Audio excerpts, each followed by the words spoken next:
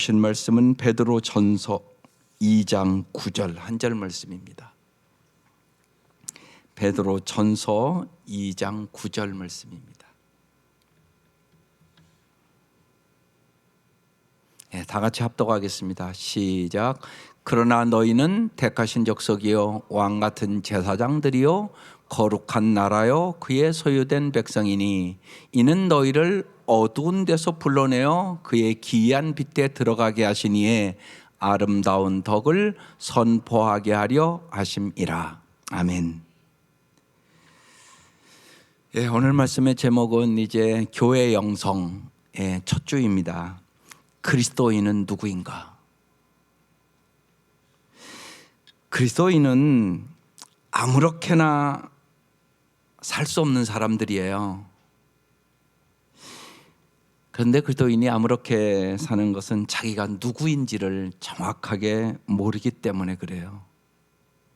그리스도인은 정말로 소중한 사람들이에요. 왜냐하면 여러분 한 사람 한 사람을 구원하기 위하여, 여러분을 하나님의 자녀 삼기 위해서 하나님께서 가장 사랑하시는 아들 독생자를 십자가에 죽이셔서 여러분을 구원해 주신 거잖아요.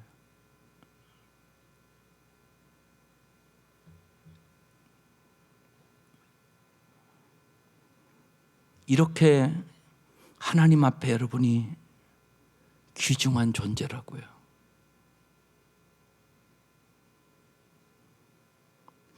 꽃샘바람이란 말이 있어요. 초봄에 꽃이 피는 것을 시샘하듯 매섭게 부는 바람을 의미합니다. 그런데 이 초봄에 강한 바람에 시달리는 그 나무의 일은 나무의 성장을 위하여 꼭 필요한 일이랍니다.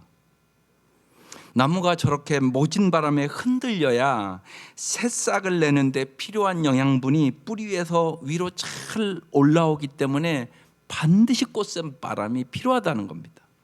식물학자들이 하는 얘기입니다. 우리 기도인에게도 고난에 부는 바람이 있습니다. 꽃샘바람처럼 우리를 넘어뜨리기 위한 것이 아니라 성장시키기 위하여 하나님이 주신 상황이라는 사실입니다. 그래서 누구나 인생에 고난도 있고 외로움도 있고 슬픔도 있고 아픔도 있고 여러 가지 일들이 다 있습니다, 여러분. 하나님은 그 일들을 통하여 우리를 성장시키시기 원하시는 것입니다. 오늘날 교회가 제 역할을 다하지 못하고 세상의 비난을 받는 이유는 그리스도인의 올바른 정체성을 우리가 가지고 있지 않기 때문에 그렇습니다. 정말 그리스도인은 누구인가? 이것을 뚜렷하게 모르기 때문에 그렇다는 것입니다. 그래서 이 시간 정말 그리스도인은 누구인가? 이것을 우리가 확실히 알고 내가 정말 하나님의 사랑받는 존재로서, 아니 독생자까지 죽여서 나를 예수님 자리로 구원해 주셨는데 정말로 이 귀한 자존감을 가지고 살아가는 성도들이 될 수 있기를 주의 이름으로 축원합니다.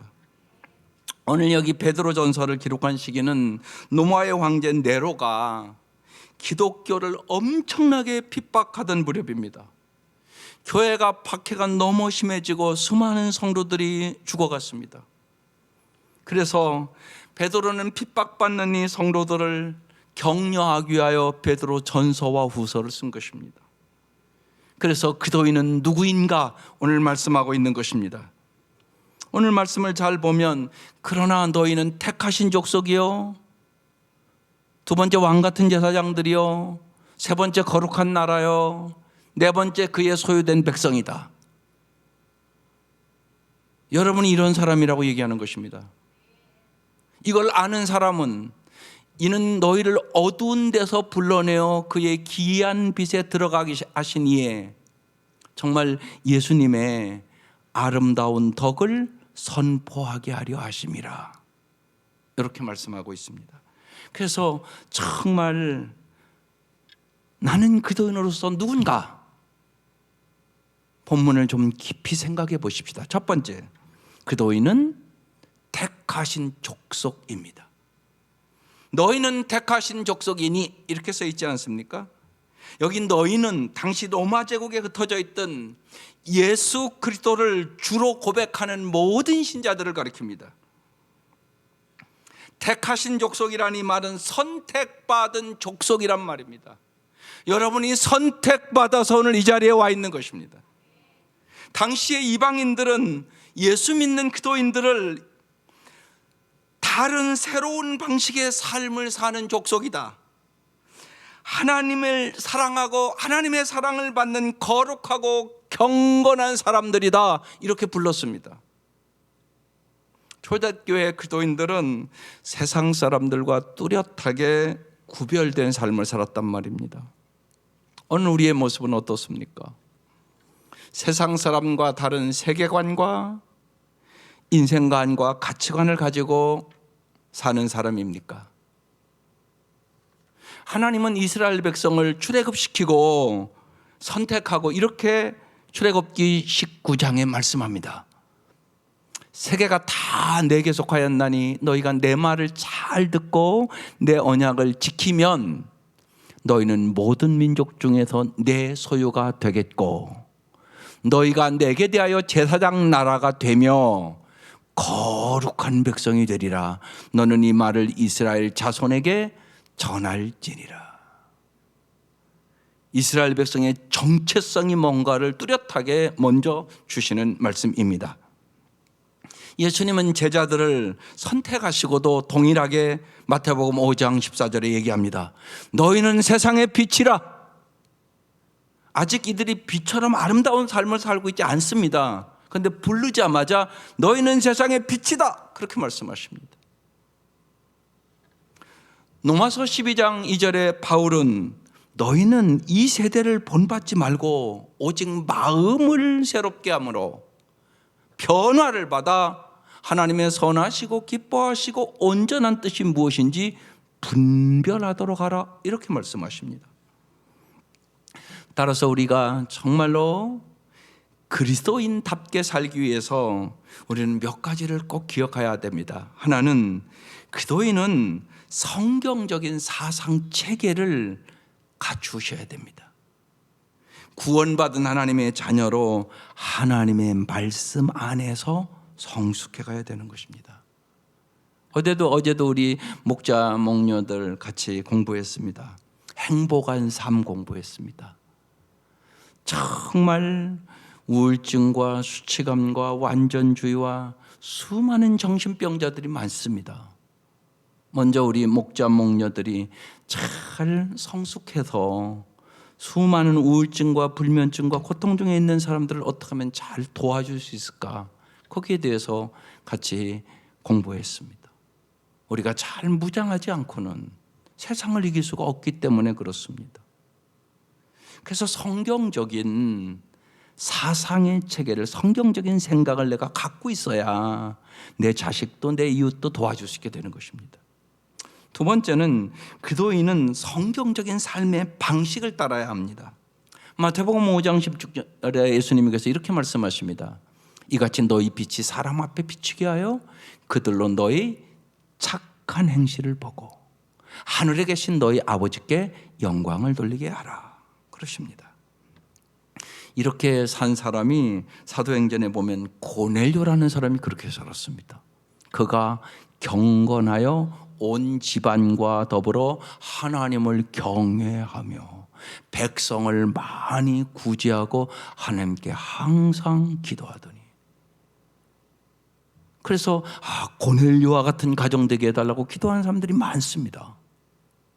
이게 우리의 하나님 앞에 살아가는 그리스도인의 참다운 모습이기 때문에 그렇습니다. 그 백부장 고넬료는 의인이요 하나님을 경외하며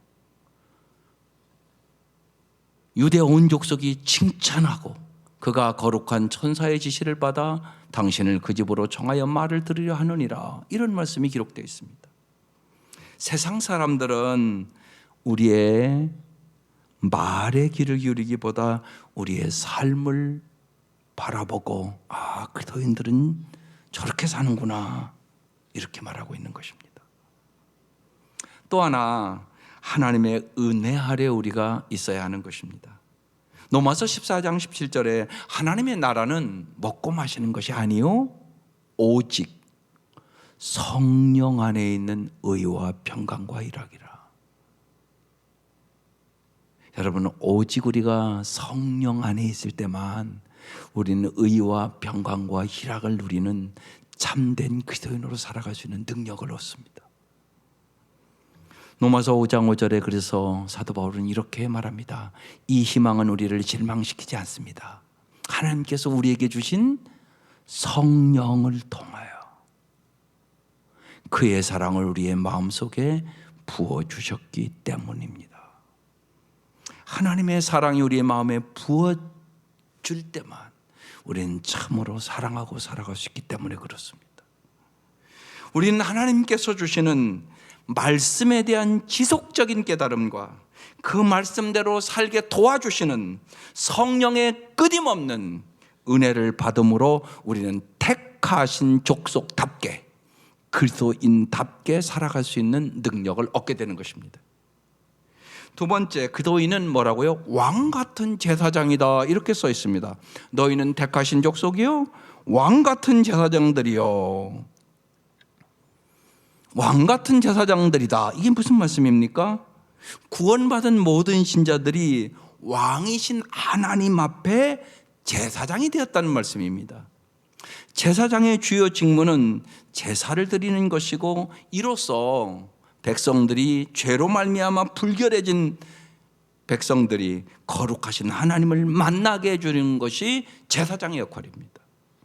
이와 같이 모든 그리스도인은 그리스도와 이방인 사이의 제사장, 중재자의 역할을 해야 하는 것입니다.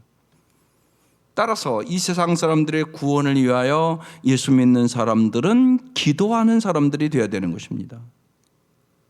구원받지 못한 가족과 이웃을 내가 어떻게 섬겨야 할지를 보여주는 사람이 그리스도인입니다.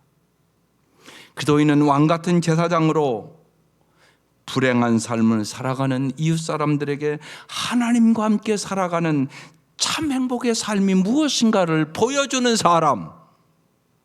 내가 예수 믿고 이렇게 행복해졌다고, 하나님을 경외하는 삶이 하나님을 모르는 삶보다 얼마나 행복한지를 보여주는 사람. 이것이 왕 같은 제사장으로서의 그리스도인의 역할이란 말입니다. 세 번째, 그리스도인은 거룩한 나라라고 기록되어 있습니다. 너희는 택하신 족속이요 왕 같은 제사장들이요. 세 번째로 뭐라고요? 거룩한 나라요. 그리스도인들이 이 세상에서 거룩한 종족이라는 뜻입니다. 여러분, 여기 몇 가지 생각해 봐야 됩니다. 이 거룩함은 구별됨을 의미하는 겁니다. 하나님께 바쳐졌기 때문에 바쳐지지 않은 것과 구별되는 것입니다. 이 종도 여기 딱 올라오면 이게 거룩한 성물이 됩니다. 똑같은 마이크도 여기 딱 올라오면 성물이 됩니다. 마찬가지입니다. 우리는 주일을 거룩하게 구별하여 드리는 것입니다. 우리는 하나님께 드릴 헌금을 거룩하게 구별하여 하나님 앞에 드리는 것입니다. 우리가 말씀을 읽고 기도하는 시간을 우리는 거룩하게 떼어서 주님 앞에 드리는 것입니다. 베드로는 로마 성도들에게 하나님에 의하여 구별된 거룩한 백성이라는 이 사실을 상기시키려고 너희는 거룩한 나라다 이렇게 부른 겁니다. 이 거룩함은 또 하나 하나님과의 관계를 보여주는 겁니다. 성도는 하나님의 거룩한 성품의 영향을 받아 날마다 거룩한 존재로 변화되어 가는 겁니다. 죄인임을 깨닫고 겸손한 사람으로, 사랑의 사람으로 우리는 날마다 변화되기를 힘쓰는 것입니다. 거룩한 나라는 거룩한 소명이 공동체인 것을 나타내는 것입니다. 그래서 교회는 세상에 거룩한 영향력을 미쳐야 되는 것입니다.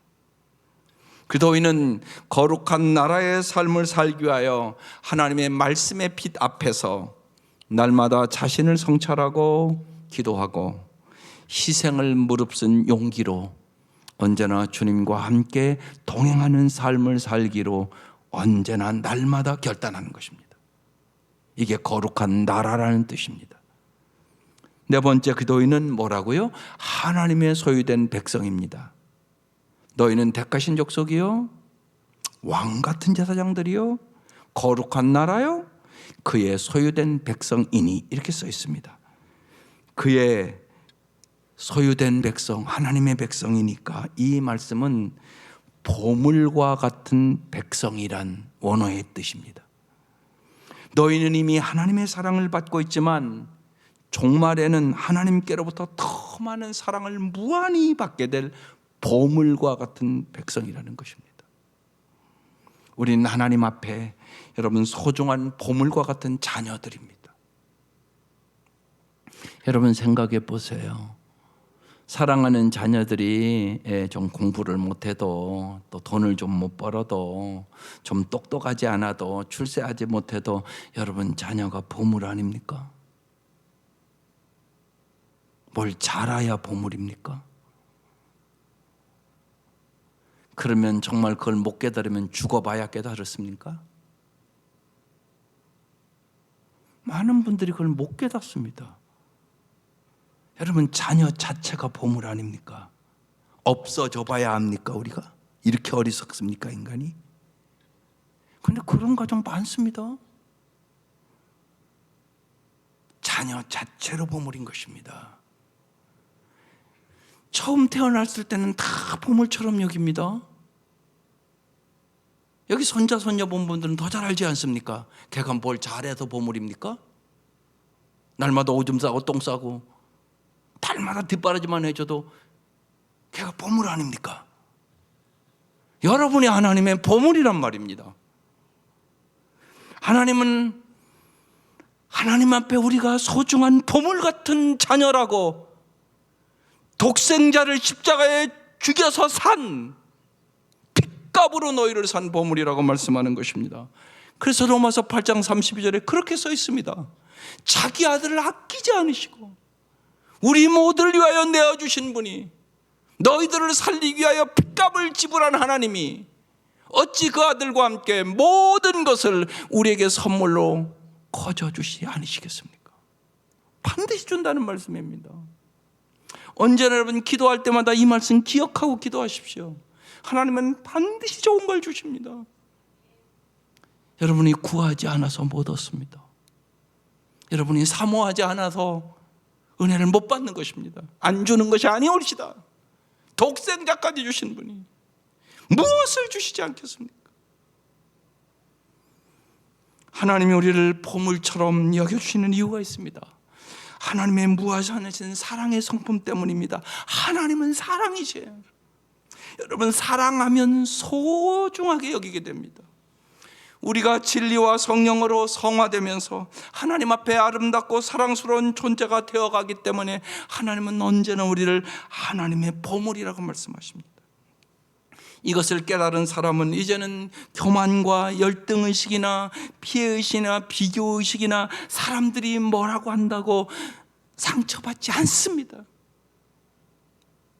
하나님이 나를 사랑하는 걸 알기 때문에 그렇습니다. 기도인은 하나님의 소중한 보물임을 여러분 확실하게 믿을 수 있기를 바랍니다. 우리가 연약할 때도, 우리가 죄인이었을 때도, 우리가 하나님 앞에 원수가 행했을 때도 주님은 우리를 사랑하셔서 우리를 보물처럼 여겨주셨다고, 십자가는 하나님의 사랑에 대한 확실한 증거라고, 십자가를 바라보고 날마다 깨달으라고 말씀하고 계신 것입니다. 우리의 눈에 부족해 보이는 모든 성도가 하나님 앞에 소중한 보석과 같은 존재임을 여러분 믿고 소중하게 여길 수 있기를 주의 이름으로 축원합니다. 어떠한 처지에 있든지 여러분 잊지 마십시오. 여러분은 하나님의 소중한 보물이십니다. 우리는 기도인은 누구인가에 대해서 네 가지로 생각해 봤습니다. 기도인이 누구인가를 확실히 아는 것만으로는 조금 부족합니다. 기도인답게 우리는 살아갈 수 있는 능력을 반드시 얻으셔야 됩니다. 그러기 위해서 여기 오늘 본문 5번째로 기도인은 먼저 어두운 데서 불러내신 은혜를 여러분이 깊이 깨달아야 합니다. 여러분은 평생 동안 어두운 데 살다가 지옥 갈 수밖에 없는 사람들이었습니다.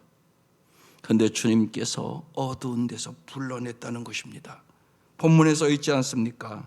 너희는 택하신 족속이요 왕같은 제사장들이요 거룩한 나라요 그의 소유된 백성이니 이는 너희를 어두운 데서 불러내요 그의 기이한 빛에 예수님의 생명의 빛에 들어가게 하신 이의 아름다운 덕을 선포하게 하려 하심이라 이렇게 기록되어 있습니다.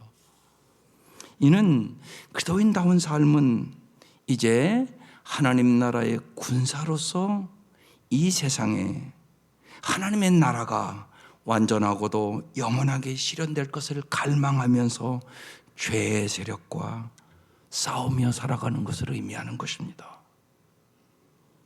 우리는 날마다 영적 전투를 하며 살아가는 것입니다. 인생이 싸움이란 말입니다. 그래서 베드로는 너희를 어두운 데서 불러내었다고 기이한 빛에 들어가게 하신 이의 예수의 아름다운 덕을 선포하게 하려 하심이라고 말한 겁니다. 하나님은 우리를 어두운 데서 불러내어 빛 가운데 살게 하시는 분이십니다. 그런데 먼저 여러분이 구원의 감격이 있어야 하는 것입니다. 많은 성도들이 안타까운 것은 구원의 감격을 잃어버렸습니다. 신자가 구원의 감격을 잊어버리지 않고 살려면 두 가지가 꼭 필요합니다. 하나는 현재적으로 하나님의 은혜를 깊이 깨달아야 합니다. 주님이 나를 위하여 어떤 일을 하셨는가, 어떤 일을 행하고 계신가, 이것을 마음 깊이 깨달으셔야 합니다. 그래서 예배를 사모하십시오. 예배 드릴 때 그 은혜를 주십니다. 말씀 듣기를 사모하세요. 그때 깨닫게 해주십니다. 은혜를 깨달은 사람만이 행복합니다. 또 하나는 실제적으로 하나님의 말씀에 순종하며 살아보는 겁니다. 순종할 때 그걸 깊이 깨닫게 됩니다. 우리는 정말로 어둠 속에 살 수밖에 없는 인생이었는데 우리를 구원하여 은혜와 생명의 통치 가운데로 불러주신 하나님의 그 은혜를 늘 기억하고 살아야 하는 것입니다. 주님은 우리를 어두운 데서 불러내셨습니다. 조금 더 구체적으로 이 어두운 데 헬라어 스코투스라는 단어입니다. 정신적으로, 영적으로, 도덕적으로, 정서적으로 어두운 데 있는 사람을 말하는 것입니다. 먼저 우리를 지성의 어두운 가운데서 불러내셨습니다. 우리는 하나님에 대하여 무지해서 구원받기 전까지 지성적으로 어둠에 갇혔던 사람입니다. 인본주의적인 세계관을 붙들고 자기 나름대로의 사상을 따라서 소신 있게 살았지만은 그것은 하나님을 모르는 무지 위에 자기 마음대로 사는 고집으로 살아가는 겁니다. 로마서 8장 5절에 에레미야서 8장 5절에 이것이 써 있습니다. 이 예루살렘 백성이 항상 나를 떠나 물러가면 어찌함이냐? 그들이 거짓을 고집하고 돌아오기를 거절하도다. 이렇게 써 있습니다. 고린도후서 4장 6절에 그래서 이런 말씀이 있습니다. 어둠 속에 빛이 비치라 하고 말씀하신 하나님께서 우리의 마음속을 비추셔서 예수 그리스도의 얼굴에 나타난 하나님의 영광을 아는 지식의 빛을 우리에게 주셨습니다. 그래서 여러분이 예수 알게 된 것입니다. 우리의 지성에 어둠이 물러가고 예수의 참빛이 들어오게 된 것입니다. 따라서 우리는 매일 진리와 성령 안에서 살기를 힘쓰는 겁니다.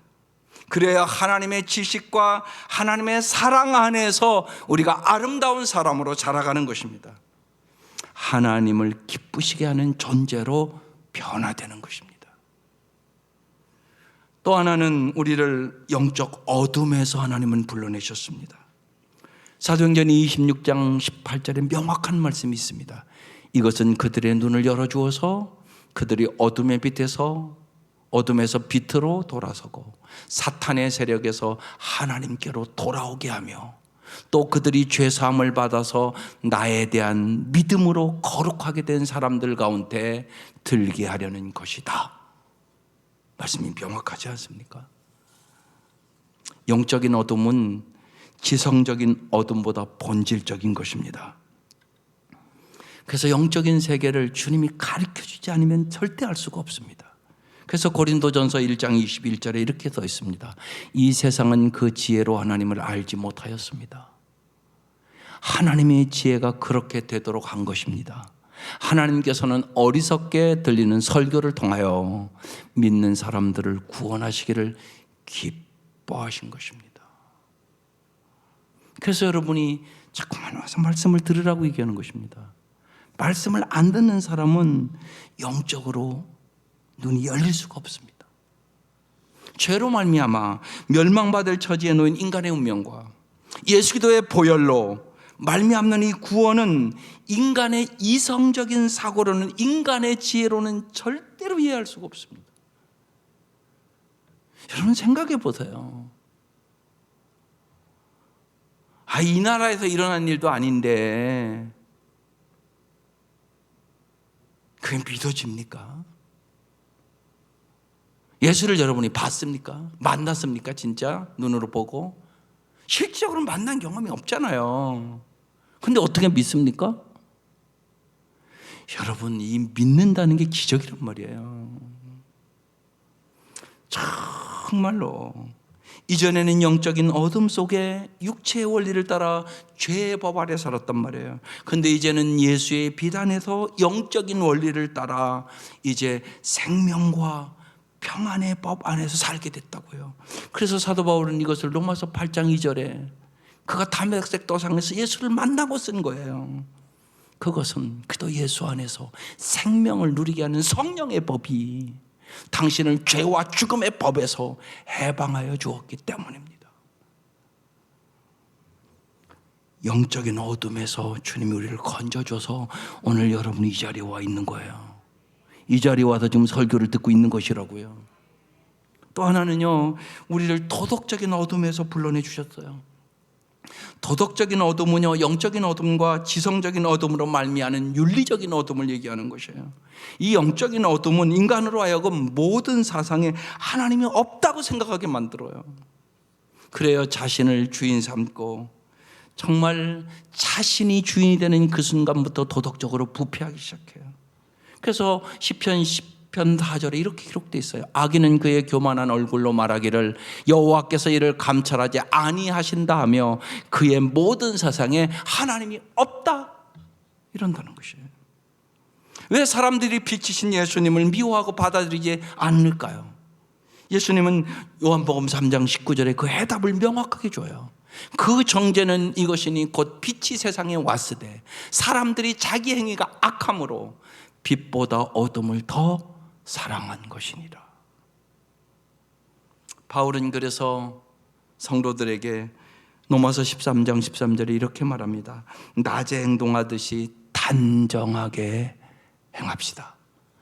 호사와 연애와 술 취함과 음탕과 방탕과 싸움과 시기에 빠지지 맙시다. 여기 단정하게 행한다는 것은요, 하나님을 아는 지식으로 사상과 윤리가 질서가 잡힌 아름다운 삶을 의미하는 것입니다. 하나님이 우리를 어두운 가운데서 불러내신 것은 빛 대신 예수 안에서 지적으로, 영적으로, 도덕적으로 아름답게 살게 하기 위하여 우리를 불러내셨다는 것입니다. 여러분, 빛은 생명입니다. 빛은 능력입니다. 빛이 없으면 우리는 아름답게 살아갈 수 없습니다. 정말로 빛 대신 예수께서 우리에게 비춰주심으로 우리는 진실로 어떻게 살아야 할 것인가에 대한 해답을 갖게 된 것입니다. 그리스도인은 예수님을 통해서 우리의 마음의 눈이 열립니다. 예수님을 통하여 우리의 어리석고 어두운 지성과 영성과 도덕성이 빛 가운데로 활짝 피어나게 되는 것입니다. 기도인은 날마다 기도를 아는 지식에서 자라가고 그분의 성품과 사랑을 배워가는 것입니다. 그 지식 안에서 우리는 온전한 기쁨을 누리고 사는 것이 바로 세상의 빛으로 살아가는 것입니다. 마지막으로 오늘 본문의 기도인은 하나님의 아름다운 덕을 선포하며 살아야 된다고 말합니다. 너희는 택하신 족속이요 왕같은 제사장이요 거룩한 나라요 그의 소유된 백성이니, 이게 우리의 정체성입니다. 이는 너희를 어두운 데서 불러내어 거룩한 그의 기이한 빛에 들어가신 이의 아름다운 덕을 선포하게 하려 하심이라, 이렇게 기록되어 있습니다. 이게 우리의 삶의 목적이란 말입니다. 구원받은 기도인은 이제 하나님의 덕을 선포하는 삶을 살아가는 사람이라는 것입니다. 삶의 모든 영역에서 자기를 구원해 주신 하나님의 은혜를 선포하고 살아가는 사람들입니다. 그럼 여기 덕이라는 것은 뭡니까? 이 헬라어 아레테스라는 단어인데 그 덕들이라는 의미입니다. 하나님의 구원 행동을 통하여 하나님의 지혜, 하나님의 선함, 하나님의 권능, 하나님의 공의가 드러나는 것을 말합니다. 따라서 그리스도인의 삶은 하나님을 사랑하고 하나님이 주시는 지혜, 하나님이 주시는 능력, 하나님이 주시는 사랑, 하나님이 주시는 공의, 이 덕들을 힘입어 사람들과 올바른 사랑의 관계를 갖고 하나님이 이렇게 은혜를 주셔서 내가 이렇게 새 사람이 됐고 새로운 삶이 됐음을 선포하며 살아가는 사람들이 그리스도인이다, 그런 뜻입니다. 여기 덕을 선포한다는 것은 여러분 구체적으로 어떻게 하는 것일까요? 구원 얻은 하나님의 자녀는 마땅히 하나님의 덕을 찬송하며 사셔야 합니다. 그것이 이사야서 43장 21절 유명한 말씀입니다. 이 백성은 내가 나를 위하여 지었나니 나를 찬송하게 하려 함이니라. 신자의 사명은 언제나 하나님께서 우리에게 어떠한 일을 행해 주셨는지, 하나님께서 나를 어떻게 십자가에서 사랑해 주셨는지, 하나님이 나를 얼마나 긍휼히 여기고 불쌍히 여겨주셨는지, 우리에게 어떠한 소명을 주셨는지, 이것을 세상에 선포하고 살아가는 사람들이 그리스도인이에요. 나의 나 된 것이 하나님의 은혜예요. 내가 예수를 안 믿었으면 어떻게 됐을까? 참 아찔합니다. 이런 증거를 하고 사셔야 하는 것입니다. 우리는 기도인으로서 하나님의 덕을 어떻게 선포하고 살아가십니까? 우리의 인생의 고난과 실패와 좌절과 고통은 모든 사람에게 여러분 당연한 것입니다. 고난과 어려움을 여러분 이상하게 생각하지 마셔야 합니다. 왜 이 고난이 왔냐? 아니요, 반드시 있는 것입니다. 그래서 우리가 이 베드로 전서를 쭉 읽어보면 환난과 핍박에 시들기 때문에 사랑하는 자들아, 너희를 연단하려고 오는 불시험을 이상한 일 당하는 것 같이 여기지 마라. 오히려 너희가 그도의 고난에 참여하는 것으로 즐거워하라. 그렇게 기록되어 있습니다. 구원받은 하나님의 백성으로서 여러분, 신자의 행복은 번영이 아닙니다. 자신의 꿈을 이루는 것도 아니올시다. 구원받은 신자로서 이 세상에 살기 위해서 우리는 두 가지가 필요합니다. 사명에 따르는 믿음으로 사는 일과 사명의 가치를 알고 기꺼이 희생하고자 하는 마음으로 살아가는 것입니다. 사실 신앙의 진수는 고난과 시련 속에서도 그것을 극복할 수 있는 영혼과 정신의 힘에 있습니다. 그러므로 우리의 인생의 목표를 언제나 하나님의 영광에 초점을 맞추고 사셔야 합니다. 새해를 준비하면서 고난에 대해서 연구를 많이 했습니다. 책도 많이 봤습니다. 특별히 제 마음속에 가장 은혜를 끼쳤던 마르바돈이라는 분이 있습니다. 의미 없는 고난은 없다. 그가 쓴 유명한 책입니다. 그는 젊어서부터 수많은 질병을 겪었습니다. 평생 장애와 더불어 산 사람입니다. 그는 낙상후유증으로 오른쪽 다리를 절단했습니다. 왼쪽 다리는 심한 변형 때문에 체중을 싣기 어려워 그때부터 휠체어를 의지하고 살았습니다.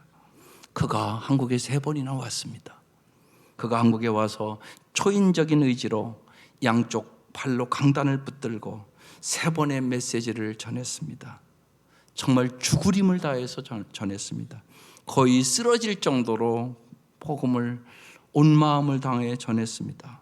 그렇게 전하고 다음 날 아침 이제 강단에 서서 거기에 참석한 사람들에게 이렇게 물었습니다. 여러분, 아침에 여기 오시기까지 혹시 기적을 경험하셨습니까? 거기 참석한 자들은 무슨 소린가 하여 선뜻 대답을 하지 못했습니다. 마르바 던 여사는 저는 왼쪽 귀가 안 들립니다. 오른쪽 눈도 보이지를 않습니다. 지금도 하루에 면역 억제제를 비롯해 수십 알의 날마다 알약을 먹어야 겨우 살아갑니다. 그런데 여러분은 보실 수 있지 않습니까? 들을 수 있지 않습니까? 걸어 다닐 수 있지 않습니까? 사실 이 모든 게 기적입니다. 마르바는 날마다 일상에서 우리가 당연히 여기던 것들을 기적이라고 선포를 했습니다. 평생 약함을 친구 삼아 살아오면서 배운 하나님의 능력, 그리고 아주 작은 것도 기뻐하며 일상과 오늘을 감사하는 영혼의 부유함을 증거했습니다. 더 많은 것을 가지고도 불행해하는 사람들 앞에서 마르바 던 여사는 많은 것을 상실했음에도 약함으로 평생 고생을 당하면서도 기뻐하는 삶이 무엇인가를 그는 증거하고 보여줬습니다. 이것이 하나님의 덕을 선포하며 살아가는 삶이란 말입니다. 그렇지 않으면 세상 사람과 다를 바가 뭐가 있습니까? 우리는 장애의 고통을 기뻐할 수는 없습니다. 장애가 얼마나 불편한데 기뻐할 수 있겠습니까? 고통을 기뻐하는 것은 고통 자체를 기뻐하는 것이 아니라 고통으로 얻게 된 새로운 은혜를 기뻐한다는 뜻입니다. 하나님은 우리의 고통 중에 반드시 은혜를 주시는 분이기 때문에 그렇습니다. 고통 때문에 기뻐하는 것이 아니라 고통에도 불구하고 예수 안에서 의미 있고 참으로 행복하고 자긍심 있는 삶이 가능하다고 주님은 말씀하는 것입니다. 내게 능력 주시는 자 안에서 내가 모든 것을 할 수 있다고, 너희들이 어떠한 형편에 있든지 항상 기뻐할 수 있고 범사에 감사할 수 있고 세상을 내 사랑으로 이길 수 있다고 말씀하시는 것입니다. 또한 장애나 고통은 남의 고통에 공감하는 감수성을 갖게 해주기 때문에 우리는 정말로 우는 사람과 함께 울고 즐거워하는 사람과 함께 즐거워할 수 있는 참으로 풍성한 아름다운 사랑의 삶으로 주님은 우리를 빚어주시기를 원하시는 것이에요. 내가 고통을 당해보면 고통당하는 사람을 압니다.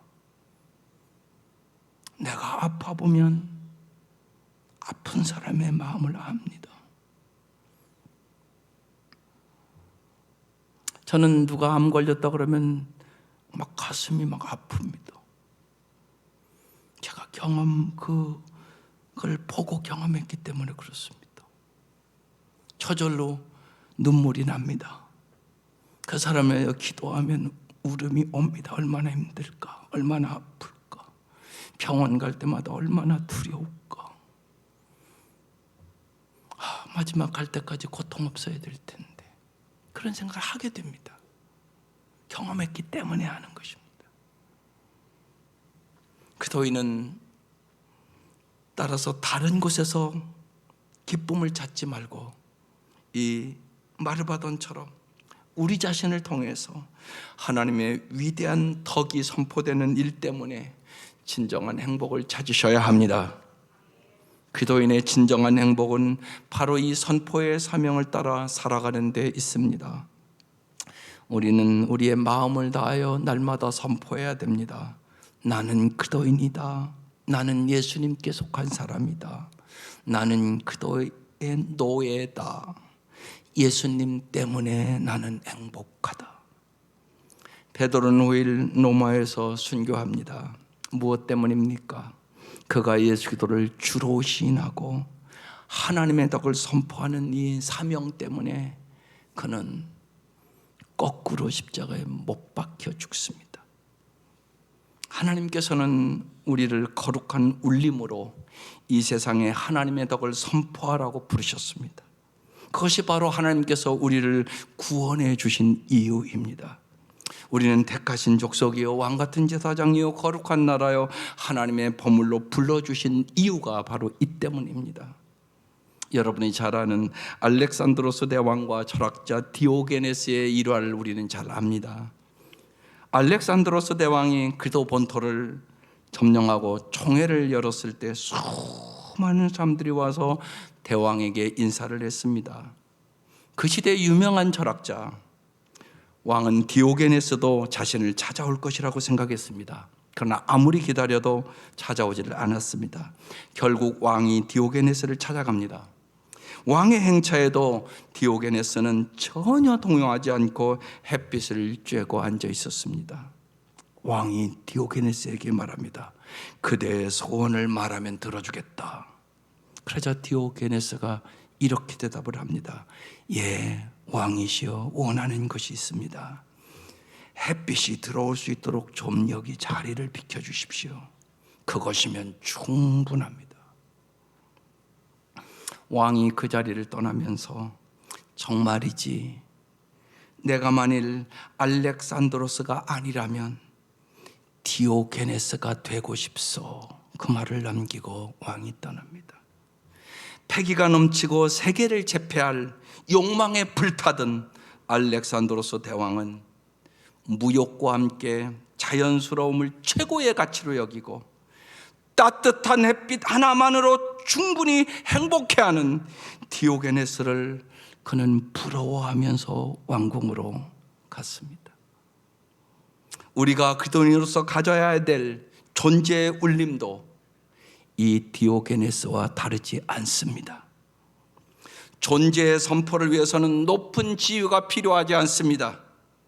뛰어난 지식이 없어도 많은 사람으로부터 주목받지 않아도 괜찮습니다. 존재의 울림이 있는 사람은 자신이 햇살인지 몰라도 이미 햇살처럼 비치고 있기 때문입니다. 이렇게 사는 것이야말로 우리가 신앙생활을 하는 멋이요 보람이요 진정한 가치입니다. 그래서 예수님은 진리를 알지니 진리가 너희를 자유케 하리라. 예수를 진짜 아는 사람은 참다운 자유가 있는 것입니다. 참다운 행복이 있는 것입니다. 잠언 4장에 그것을 이렇게 기록해 놓았습니다. 의인의 길은 돋는 햇살 같아서 크게 빛나 한낮의 광명에 이르거니와 악인의 길은 어둠 같아서 그가 걸려 넘어져도 그것이 무엇인지 깨닫지 못하느니라. 인간으로 산다는 것이 시련이 아닌 날이 어디 있겠습니까? 하나님을 모를 때는 시련의 의미도 모르고 좌절과 원망과 상처와 낙심과 어둠 속에 살았지만 이제 내가 하나님을 알고 예수님을 만나고 시련과 어둠을 하나님과 함께 극복하면서 우리의 삶이 나날이 돋는 햇살처럼 변해갈 것을 알기에 우리는 언제나 주 안에서 위로와 용기를 얻게 되는 것입니다. 참된 신앙은 헛된 것에 얽매이지 않습니다. 이 세상에서 많은 복을 누리는 번영, 자기의 욕망을 성취하는 만족 등과 신앙을 연결시키지 않습니다. 신앙은 오직 하나님만이 우리를 참으로 행복하게 해주실 것을 믿는 것입니다. 우리의 인생이 주님의 손에 달려있으니 주님께 모든 것을 맡기는 것입니다. 우리 모두 주님의 은혜에 목마른 자가 됩시다. 왜냐하면 우리 자신의 힘으로는 주님이 주신 위대한 소명을 따라 살 수 없기 때문입니다. 매일매일 주님께로부터 부어주시는 찬란한 진리의 빛과 충만한 성령의 은혜로 온전한 그리스도인이 되기를 날마다 사모하며 삽시다. 그리스도인은 이 세상에 존재하는 것만으로도 울림이 되는 사람이란 말입니다. 부디 우리가 이 땅에 살아가는 동안 티끌만큼이라도 하나님의 덕을 선포하는 존재의 울림 있는 사람으로 살아갈 수 있기를 주의 이름으로 축원합니다. 기도드리겠습니다. 이 시간 1분 동안 결단의 기도하는 시간입니다. 여러분은 누구십니까? 택하신 족속이요, 왕같은 제사장이요, 거룩한 나라요, 하나님의 소유, 독생자를 십자가에 핏값을 지불하고 산 하나님의 보물이란 말입니다. 이제 우리가 이 정체성을 가지고 존재의 울림으로 살아가게 해달라고 이 시간 간절히 여러분의 입술을 열어 기도하시기 바랍니다.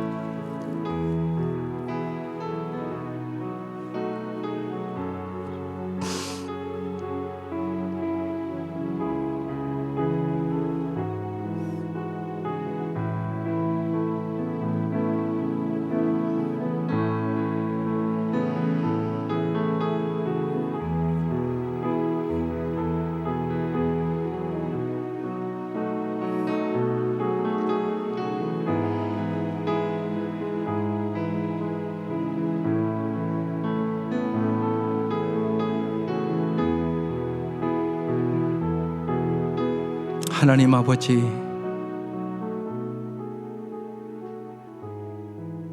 세상이 힘들고 어려울 때일수록 정말로 나는 누구인가, 그리스도인은 누구인가, 하나님의 이 놀라운 은혜와 사랑을 저희들이 기억하게 하여 주시고,